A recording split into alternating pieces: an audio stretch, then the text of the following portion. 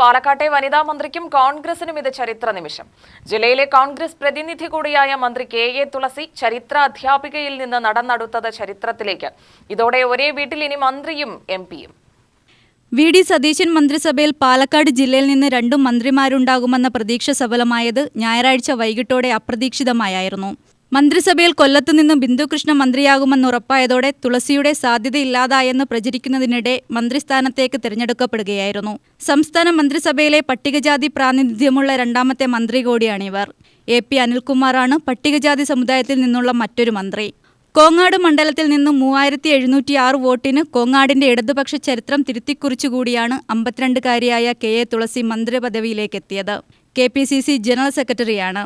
ഇതാദ്യമായി തുളസി കോങ്ങാട് മത്സരിക്കുമ്പോൾ അപ്രതീക്ഷിതമായത് സംഭവിക്കുമെന്ന് പലരും പറഞ്ഞിരുന്നു.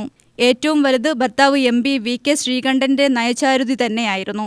അതുപോലെ തന്നെ ശാന്തകുമാരിയെ അവരുടെ വലിയ ഭൂരിപക്ഷം മറികടന്നാണ് എം.എൽ.എ. ആയത്. തൃശൂർ കൊണ്ടോഴി സ്വദേശിയായ തുളസി നെന്മാറ NSS കോളേജിലെ ചരിത്രാധ്യാപികയാണ്. നായർ സമുദാംഗമാണ് വി.കെ. ശ്രീകണ്ഠൻ. ഇരുവരുടെയും പ്രണയവിവാഹമായിരുന്നു. മക്കളില്ല. ഭാര്യ മന്ത്രിയും ഭർത്താവ് എം.പിയുമാകുന്നത് രാജ്യത്തിന്റെ ചരിത്രത്തിലും കേട്ടുകേൾവിയില്ലാത്തതാണ്. 2004 ലോക്സഭാ തെരഞ്ഞെടുപ്പ് പ്രചാരണത്തിനിടെയാണ് പരിചയപ്പെടുന്നതും ഇരുവരും വിവാഹിതരാകുന്നതും. പാലക്കാട് സിവിൽ സ്റ്റേഷന് സമീപത്തുള്ള വസതിയിലാണ് താമസം.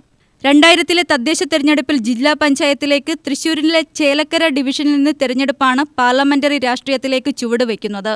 പിന്നീട് ചേലക്കരയിൽ നിയമസഭാ സ്ഥാനാർത്ഥിയായി. ദാരിദ്ര്യം നിറഞ്ഞതായിരുന്നു തുളസിയുടെ കുടുംബ പശ്ചാത്തലം. പഴയന്നൂർ ഹൈസ്കൂളിലും ഇരിഞ്ഞാലക്കുട, ഗുരുവായൂർ, പാലക്കാട് വിക്ടോറിയ കോളേജുകളുമായാണ് വിദ്യാഭ്യാസം.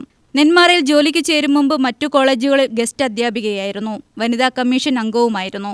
മണ്ണാർക്കാടു നിന്ന് വിജയിച്ച മുസ്ലിം ലീഗിന്റെ N. ഷംസുദ്ദീനാണ് മറ്റൊരു മന്ത്രി. UTV news, Palakkad.